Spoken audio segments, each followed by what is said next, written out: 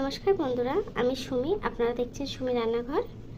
আজকে ভেন্ডি আলু সর্ষে বাটা দিয়ে করেছি, কত সুন্দর হয়েছে। আপনারা এই রেসিপিটা ফুল দেখবেন, ফুল দেখার অনুরোধ রইল। আর ভিডিওটা যদি ভালো লেগে থাকে চ্যানেলটাকে সাবস্ক্রাইব করে ভিডিওটায় লাইক দিয়ে দেবেন। চলুন তাহলে রেসিপিটা শুরু করা যাক। দেখুন বন্ধুরা, ভেন্ডি আলু রান্না করার জন্য প্রথমে একটা কড়া বসিয়ে নিয়েছি। কড়াইটা গরম হয়ে গেছে, তেল দিয়ে দেবো। তেলটা গরম হয়ে গেছে, দিয়ে দেবো একটু কালো জিরে। ভেন্ডি আলুটা দিয়ে দেবো।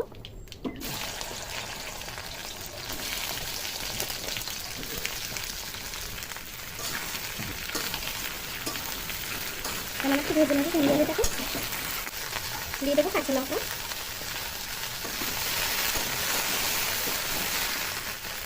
দিয়ে দেবো হলুদ গুঁড়ো, দিয়ে দেবো স্বাদ মতো নুন,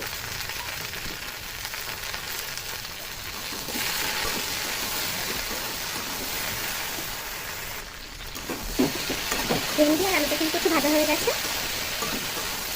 ভেন্ডি আলুটা ভাজা হয়ে গেছে, এখন দিয়ে দেবো ওপর থেকে সর্ষে বাটা।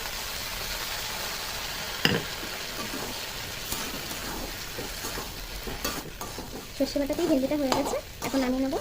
দেখুন আলুটা কিন্তু খুব সুন্দর সেদ্ধ হয়ে গেছে। এখন তরকারিটাকে নামিয়ে নেবো।